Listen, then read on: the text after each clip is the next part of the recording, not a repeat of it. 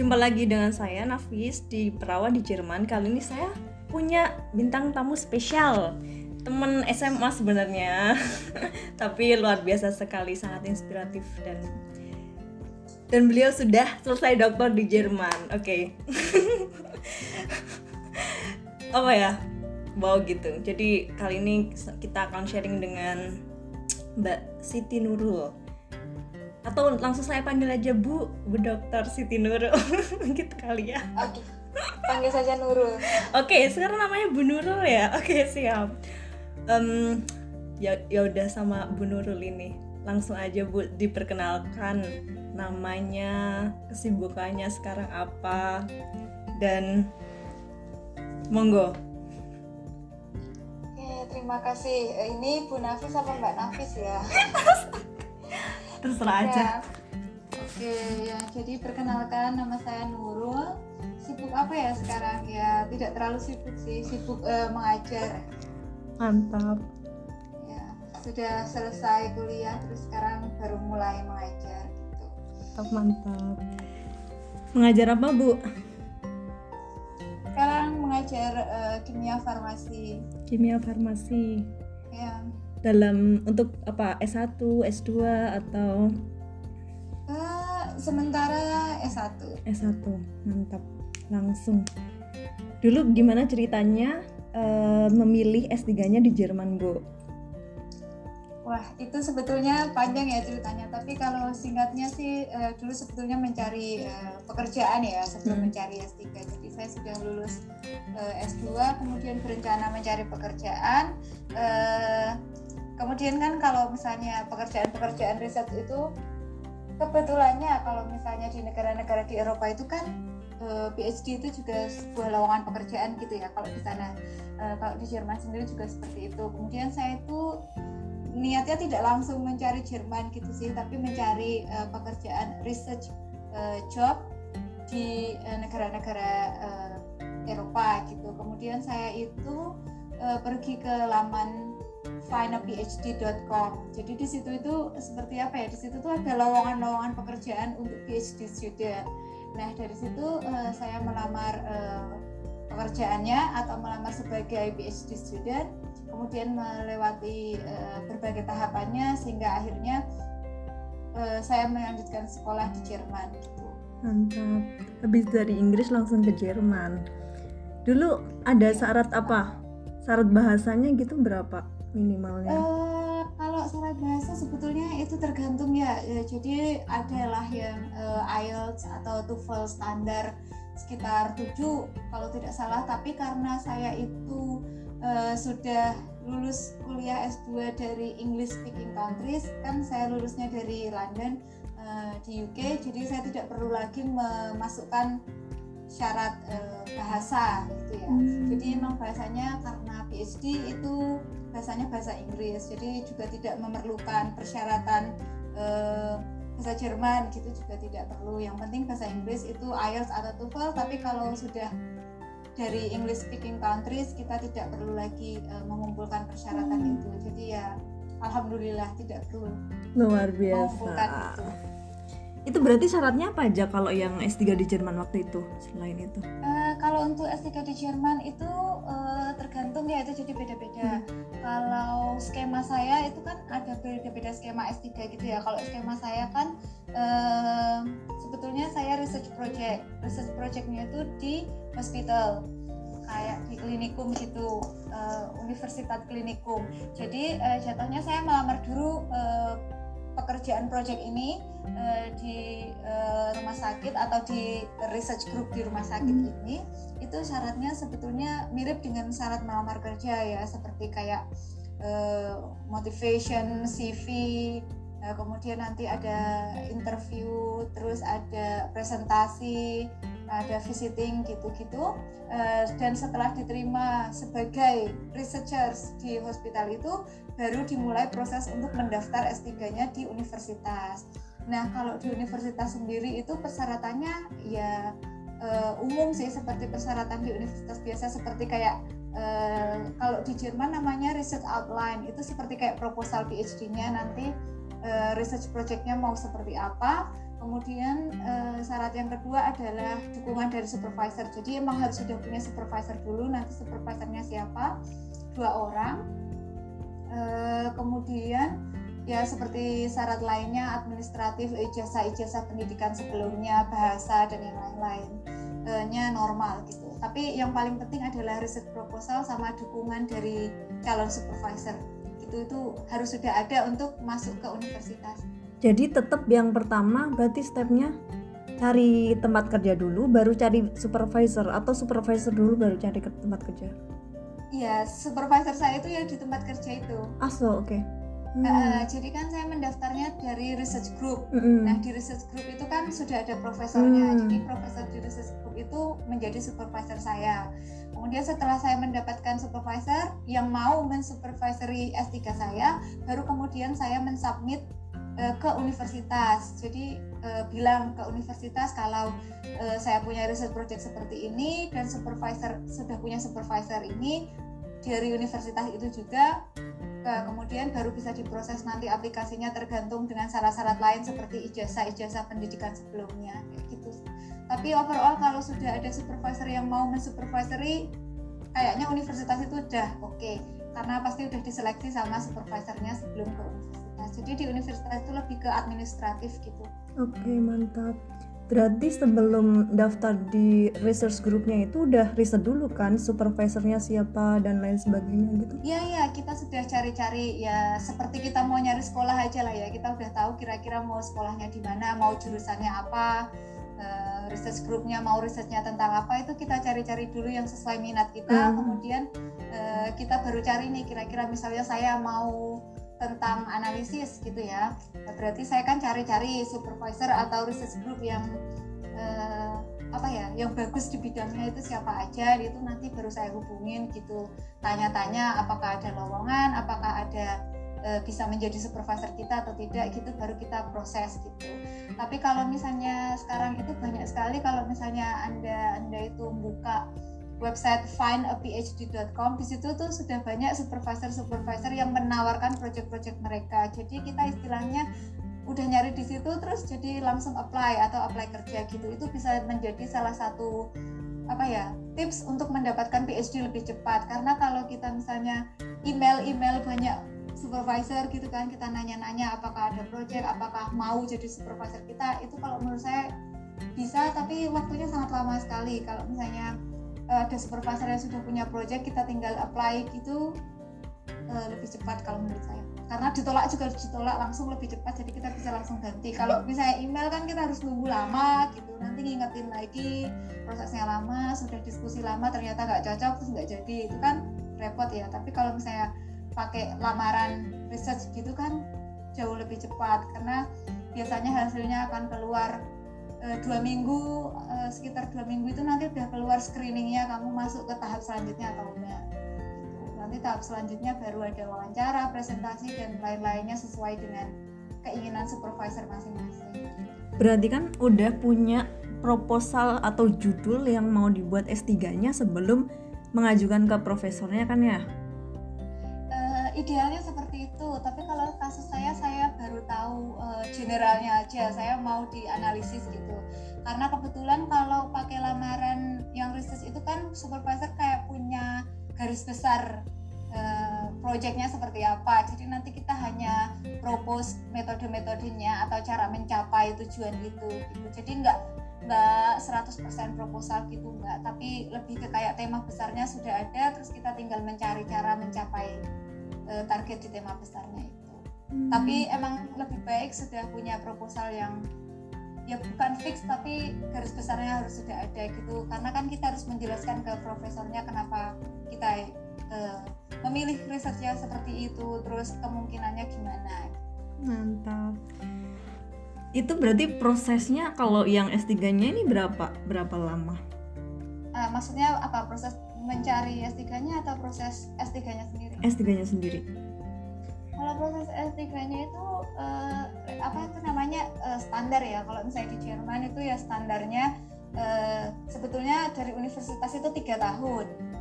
Tapi setelah 3 tahun bisa mengajukan menjadi tambahan 2 semester, jadi 4 tahun.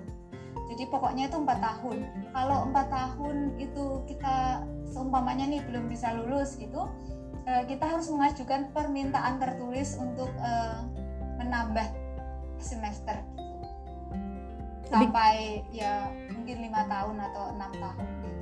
Tapi kalau dari universitasnya sih untuk pertama kali registrasi itu 3 tahun. Setelah 3 tahun kita bisa enroll lagi 1 tahun.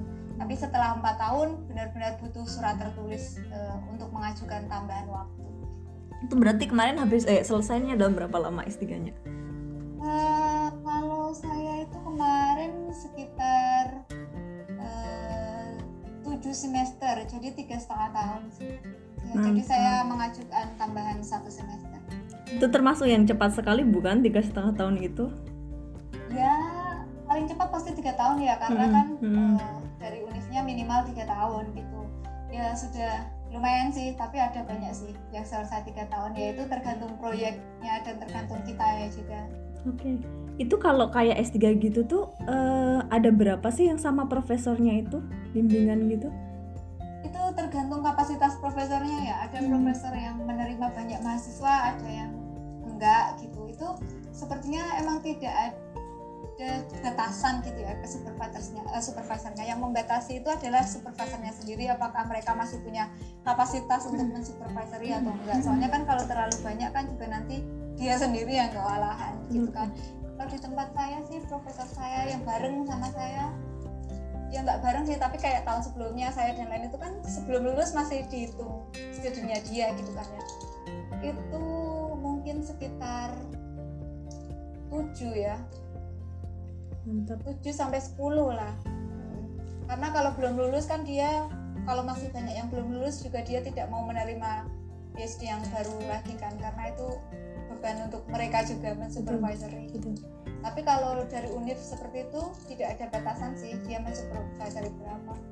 Tapi ya kalau saya jadi student ya milihnya supervisor yang mensupervisori tidak terlalu banyak, karena kan kalau terlalu banyak nanti kita nggak diurus. Kemarin sempat tanya juga berapa yang di supervisory gitu. Saya nggak tanya secara langsung sih, tapi kayak kebetulan dianya sudah menyebutkan kalau mungkin setiap tahun itu dia punya sekitar 3 atau 4 gitu kan. Jadi kalau digabung sekitar 3 tahunan ya 7 sampai 10 gitu. Tapi lebih baik tanya juga sih kalau mau tahu berapa PhD studentnya ada di sana gitu. Itu karena tidak ada tertulis ya, jadi kita emang harus mencari info sendiri. Mantap betul, makanya. Dan itu langsung korespondensinya langsung ke profesornya ya, nggak ada kayak admin atau apa gitu ya? Ya ke profesornya dulu, karena kita harus mendapatkan persetujuan dari profesor untuk mendaftar programnya di univ. Betul. Jadi harus punya profesor dulu. Kalau profesornya udah iya, saya bisa membimbing kamu. Nah itu baru kita mulai aplikasi ke universitasnya. Luar biasa. Tips bisa kuliah S3 di Jerman. Apa ya tipsnya ya? Tipsnya ya kalau mau kuliah ya pasti yang pertama mendaftar ya tipsnya, karena kan banyak yang pengen kuliah tapi nggak daftar gitu. Yang kedua pasti menghubungi supervisor. Jadi kalau menghubungi supervisor itu lebih ke tipsnya harus tailor ya, maksudnya masing-masing supervisor dikirimi. Kalau misalnya mau, kan banyak ya kalau ketika mencari kita mungkin menghubungi 4 atau 5 supervisor gitu secara bersamaan. Itu kalau bisa semuanya harus beda-beda, maksudnya kita harus benar-benar untuk supervisor ini kata-katanya sendiri, untuk ini sendiri. Jangan kirim email yang sama terus ke supervisor yang berbeda, itu kan nanti template gitu ya. Kalau template itu biasanya mereka sudah tahu ini enggak template gitu ya. Jadi memang benar-benar harus dibikin satu persatu sesuai dengan keahlian profesornya. Meskipun temanya sama, tapi kan pasti ada perbedaan ya cuma supervisor. Itu harus itu lebih ke tips untuk menghubungi supervisor sih. Jadi emang harus, karena mereka itu orang sangat sibuk ya. Biasanya email tuh jarang dibaca atau kelewat atau apa gitu kan. Jadi kita harus kirim nih setelah seminggu, mungkin kita harus kayak apa ya, dikirim lagi kalau belum dibales tuh kayak diingatkan, kemarin saya kirim email menanyakan tentang ini gimana, kayak gitu. Lebih ke situnya sih, karena kalau misalnya itu kita sudah mendapat email balasan, itu baru kita bisa, oh saya kemarin S2-nya nilainya sekian, tertarik dengan sekian. Tapi yang paling susah itu kalau menurut saya mendapatkan respon pertamanya, itu yang paling susah. Jadi emang harus sangat aktif dalam menghubungi mereka, dan kalau misalnya mau cari profesor yang di daerah Eropa itu jangan terlalu formal. Karena orang Indonesia itu kan terlalu formal ya, jadi malah kesannya kayak apa ya, penipuan atau apa. Maksudnya gimana contohnya formal nggak formal? Ya maksudnya kalau kita kan yang pasti sangat apa ya, bahasanya aja sih. Kalau di sana kan kita harus to the point ya. Saya namanya ini, pengen ini, atau apa gitu. Kalau di sini kan suka banyak basa-basi, terlalu panjang emailnya. Nah itu malah karena mereka orang sibuk tuh nggak mau. Kecuali kalau mau daftarnya ke daerah Jepang gitu-gitu ya panjang nggak apa-apa gitu, disesuaikan dengan culture negara yang kita mau apply gitu sih. Yang penting dapat respon dulu, setelah dapat respon baru kita pikirkan nanti tahap selanjutnya risetnya mau seperti apa kayak gitu. Kalau nilai dari S2 atau pengalaman riset sebelumnya itu tuh udah nggak bisa jadi tips lagi ya, karena kan udah terlewat ya. Ya apa adanya seperti itu. Tapi itu juga menjadi poin plus nggak kalau ada kayak pengalaman riset sebelumnya ya, atau? Iya, sebetulnya itu poin plus ya, karena tergantung PhD-nya di mana. Kalau misalnya PhD di Jerman ya ini ya, itu kan nggak ada kuliah lagi ya PhD-nya. Jadi kita masuk langsung research. Jadi otomatis profesor itu mencari orang-orang yang sudah mempunyai at least pengetahuan dasarnya. Jadi sudah tidak perlu dikuliahi lagi. Intinya meskipun kita belum punya banyak pengalaman melakukan di lab, tapi setidaknya kita punya pengetahuan teoritisnya kayak gitu. Agak susah kalau belum punya pengetahuan teoritisnya, karena memang di PhD itu nggak ada yang ngajarin ya, karena nggak ada kuliah lagi dan tempat bertanya itu sangat sedikit gitu. Jadi emang harus dari awal paling tidak punya basic teori ke tema yang akan kita ambil. Karena kalau enggak ya bisa sih nyari PhD dengan tema yang sangat baru yang kita belum tahu, tapi sangat riskan, nanti akan lama lulusnya karena butuh belajar dulu di awal-awal. Mantap. Terus gimana kemarin prosesnya, butuh berapa lama dari awal korespondensi sampai di ini sama profesornya dijawab gitu? Kalau saya sih beruntung ya, jadi saya itu prosesnya cepat. Tapi ini tidak bisa menjadi patokan juga ya, karena ini tergantung dari supervisornya. Kalau saya itu kemarin menghubungi itu sekitar pertengahan Desember ya, hampir Natal ya, apalagi kalau menghubungi di luar itu susah banget ya, pas di jam-jam waktu-waktu libur gitu. Tapi sekitar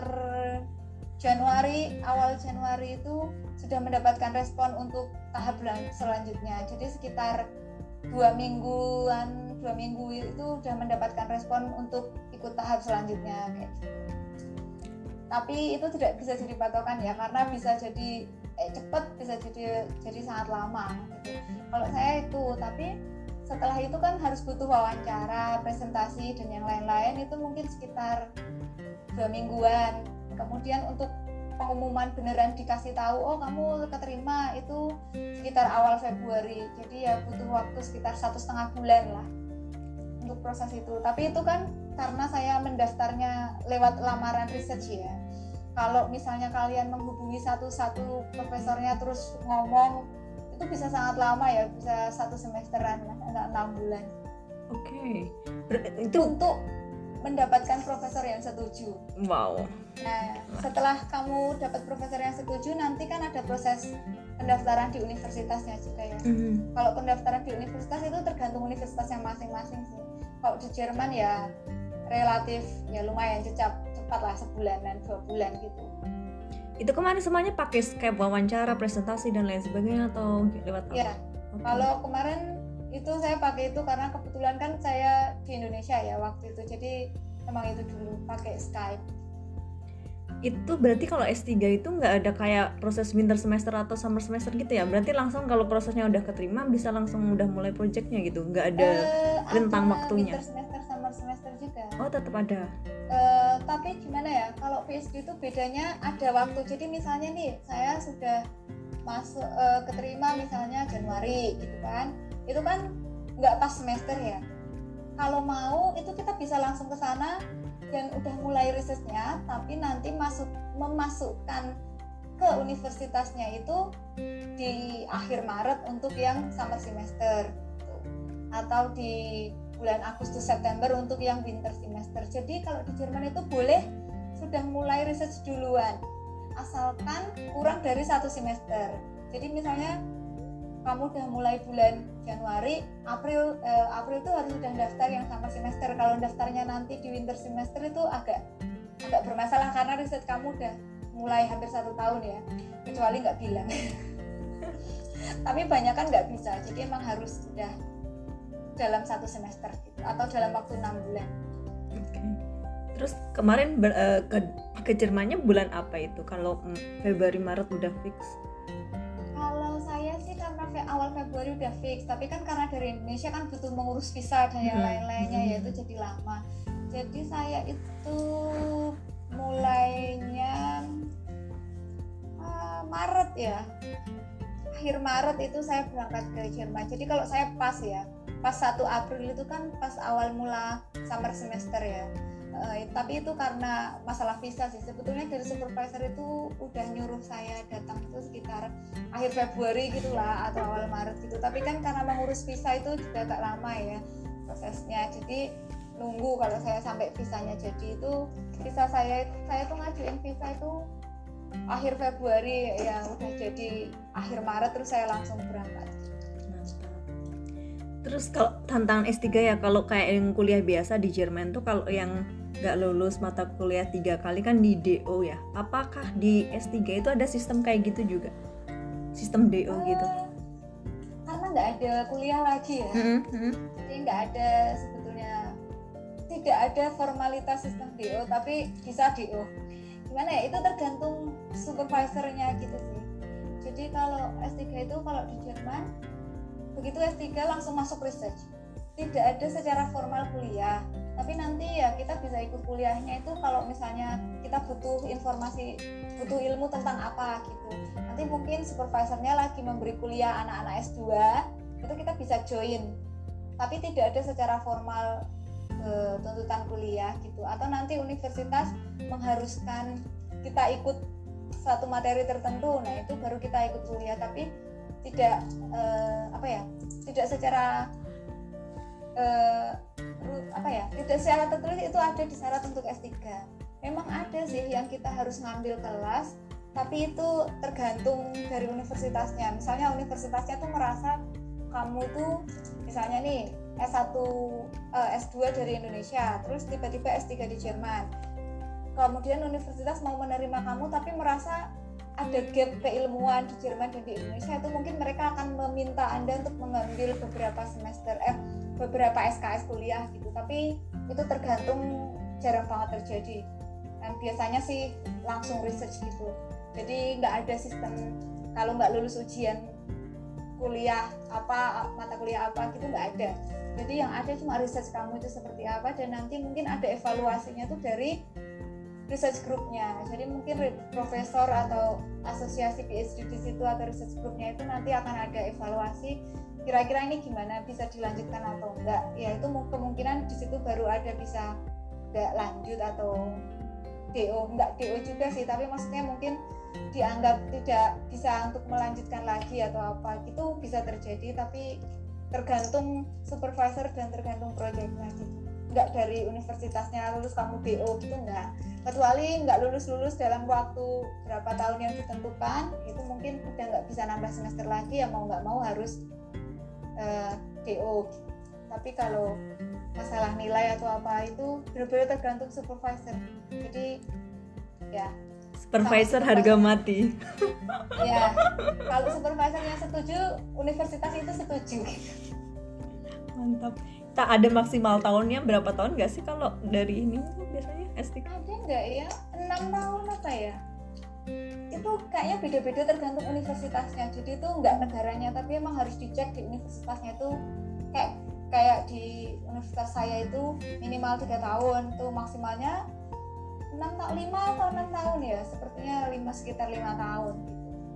Tapi ada universitas lain yang boleh 6 tahun atau 7 tahun, itu tergantung universitasnya. Jadi emang harus dari awal itu mencarinya benar-benar spesifik untuk universitas tertentu. Kalau tadi bilang kan 3 tahun ya minimal, itu tuh komposisinya 3 tahun tuh apa aja dalam 3 tahun itu? Research. Mungkin ada bagian-bagiannya, riset yang bagian apa di semester 1 atau semester 2 atau gitu-gitu? Sebetulnya tidak ada guideline ya. Yang jelas kamu punya project kamu itu targetnya mau seperti apa itu ditentukan oleh siswa dan supervisornya. Misalnya kamu mau analisis, kemudian analisis protein, pakai metode apa, cara apa, waktunya berapa lama, itu dari kita sendiri. Jadi kita yang memanage project kita. Jadi 3 tahun itu mau tahun pertama mau apa, tahun kedua mau apa, tahun ketiga mau apa, itu freedom ya, terserah. Makanya kenapa banyak juga yang lulusnya lama itu karena mereka tidak membagi waktu mereka dengan baik, karena memang tidak, dari universitas itu tidak ada pembagian tahun pertama pembelajaran, tahun kedua research, tahun ketiga publikasi, atau itu nggak ada. Jadi pokoknya maunya ya tahun ketiga itu selesai seperti apa, yaitu target sesuai dengan kamu dan supervisor kamu. Ya universitas nanti ada sih evaluasi bahwa misalnya kamu ngumpulin tesis S3-nya gitu, dikumpulkan gimana gitu ya, ada sih nanti kayak apa ya, oh ini nggak layak nih, ini nggak cukup untuk PhD gitu juga ada. Tapi cukup nggak cukupnya itu harus ditentukan dari awal sama supervisornya. Ini data-data seperti ini kira-kira cukup atau enggak. Itu nggak ada pembagian waktunya, yang penting 3 tahun seperti itu. Kalau kayak saya mungkin 1 tahun pertama saya masih trial error ya, masih coba-coba risetnya gitu. Tiba-tiba tahun ketiga ya wis dikejar, tiap hari nge-lab, tiap hari apa, karena memang itu gitu. Tapi itu dari kita sendiri, nggak ada target dari mereka, yang penting selesainya sekian publikasi dan yang lain-lain. Apa tantangan terberatnya waktu S3 di Jerman dan bagaimana menyiasatinya? Kalau tantangan terberat sih lebih ke proyeknya ya, karena kan kalau di luar negeri, terutama di Jerman dan di Eropa itu kan topik PhD itu benar-benar novelty ya, suatu hal yang baru. Jadi ketika kamu punya permasalahan itu nggak banyak yang bisa kamu tanya, karena ketika kamu mencari publikasi penelitian selanjutnya itu juga nggak sama dengan yang kamu mau, karena yang kamu lakukan itu yang baru, yang belum dilakuin oleh orang lain. Jadinya tempat bertanya itu sangat sedikit, yang satu ya. Jadi emang benar-benar mengandalkan bagaimana kita menyelesaikan masalah, itu yang susah. Karena teman-teman kita banyak, di lab kita banyak orang, tapi semuanya punya masalah riset yang beda-beda. Jadi kita cuma bisa cerita tapi nggak akan mendapatkan solusi gitu. Jadi itu susahnya itu sih. Dan karena itu proyeknya, kalau di Indonesia mungkin kalau S3 itu profesornya udah tahu banget ya, ini nanti tuh mau kayak gini kayak gitu. Karena kan risetnya juga nggak yang terlalu novelty-nya nggak tinggi ya. Jadi udah tahu lah dia mau ngapain gitu. Tapi kalau misalnya research yang di Jerman itu yang novelty-nya sangat tinggi, supervisor pun masih apa ya, masih hanya hipotesis gitu loh.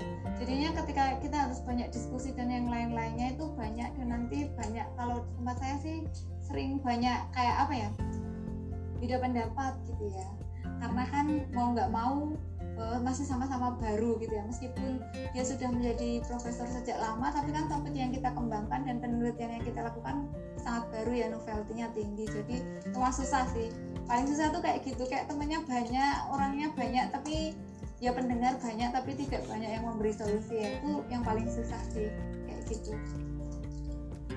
Kalau yang lainnya sih bisa lah.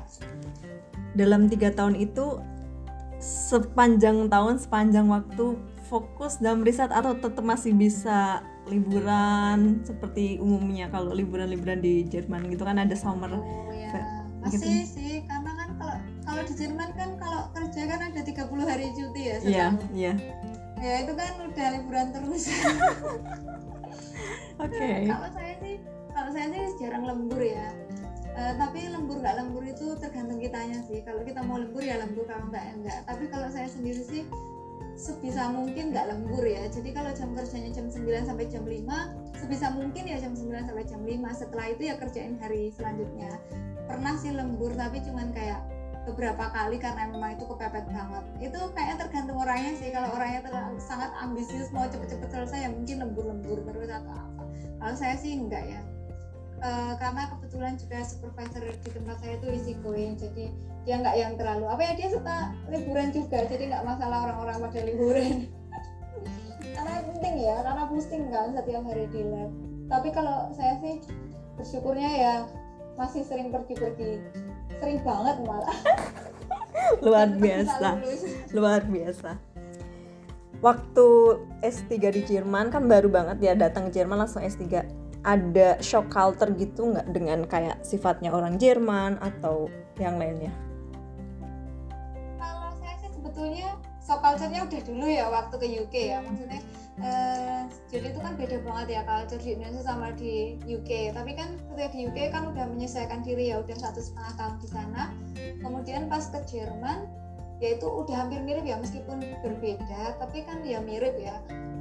Nggak terlalu shock culture juga sih, mungkin cuman kalau daily activity mungkin karena bahasa sehari-hari mereka bukan bahasa Inggris, jadi mungkin agak beda gitu ya, agak susah. Tapi kebetulan kalau saya kan di Hamburg ya, kalau di Hamburg itu orang seneng pakai bahasa Inggris, jadi saya nggak masalah gitu ya.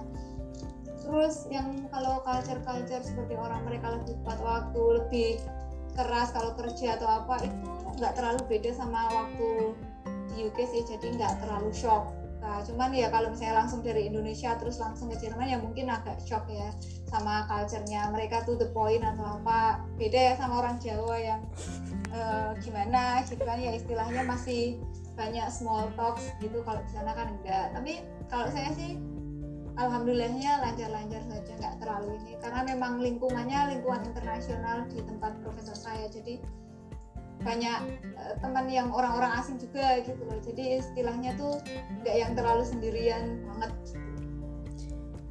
Ini apa bedanya study di UK sama di Jerman gimana? Oh, di Jerman itu lebih keras daripada di UK. Apa ya, orang-orangnya lebih bekerja keras, otomatis kita jadi lebih bekerja keras juga, dan ekspektasi juga sangat tinggi. Sebetulnya di UK ekspektasi juga sangat tinggi, tapi bedanya kalau di UK itu ekspektasi tinggi tapi disampaikannya dengan lebih baik gitu ya. Kalau di Jerman kan langsung ya to the point atau apa, itu keras ya. Dan ya kalau di UK tuh mereka masih easy going-nya tuh masih kayak ya kerjaan itu bukan kerja itu untuk hidup, bukan hidup untuk kerja. Kalau di Jerman kan banyak yang kayak hidup untuk kerja gitu. Tapi itu culture-nya sih, tapi bedanya di situ. Sama mungkin kalau di UK itu kayak lebih aplikatif banget ya semuanya itu, tapi kalau di Jerman itu lebih teoritis banget kalau menurut saya ya. Jadi dia tuh benar-benar detailnya itu ke teori-teori yang detail gitu ya. Aplikasi itu ya penting, tapi maksudnya benar-benar dari dasar-dasarnya, bahkan kalau sinonim atau apapun juga sangat didetailin gitu sih. Tapi kalau di UK sih lebih enak ya. Ini orang-orangnya juga lebih easy going, karena orang Jerman kan emang sedikit lebih susah, kecuali kalau kita udah kenal sih ya itu udah enak. Tapi kalau awal-awal yang UK itu pasti lebih friendly ya, jadi kita lebih ini. Dan researchnya di sana itu kayak lebih apa ya, lebih ceria aja sih kalau aku mikirnya. Kalau yang di Jerman itu ya ceria juga sih, tapi maksudnya beda lah, pressure sama tuntutannya beda. Ya tuntutan sama, tapi mungkin karena cara mereka memberikan tuntutan itu beda, jadi agak beda. Tapi ya sama-sama sih kalau kita menjalaninya dengan baik dan ya ikut aturan aja, terus ya emang nggak apa-apa sih, sama aja ujung-ujungnya. Betul. Ini selama 3 tahun di Jerman ada ini nggak pengalaman rasisme pakai jilbab nggak? Kalau saya sih nggak ya, kebetulan nggak ya, alhamdulillah nggak ada ya. Mungkin karena saya tinggal di Hamburg ya, dia orangnya lebih open minded dibandingkan dengan daerah-daerah lain di Jerman ya kalau menurut saya ketika saya pergi-pergi. Tapi enggak sih, kalau saya enggak, mungkin ada orang yang curious terus tanya kenapa pakai jilbab atau itu buat apa atau apa gitu sih, mungkin seperti itu. Tapi kalau secara langsung mengalami itu enggak sih, belum pernah sih, alhamdulillah. Ya. Mantap sekali. Sebenarnya tuh masih ada banyak pertanyaan ya, tapi ini ternyata waktunya terbatas sekali, tinggal berapa menit. kita sambung kapan-kapan lagi. Oke. Makasih Bu Nurul, kita jumpa next time dengan bahasan yang lebih berat. Oh iya, nanti tanya-tanya lagi. Siap. Saya nggak punya sosial media media ya. Saya cuma punya LinkedIn sama YouTube. YouTube-nya aja udah ribuan nih pengikutnya, nanti bisa di follow. Oh, tapi nggak ada yang nonton ya. Nggak ada lah pastinya. Pokoknya sehat selalu dan bis zum nächsten Mal, oke? Oke. Dan makasih. Terima kasih. Assalamualaikum. Salam.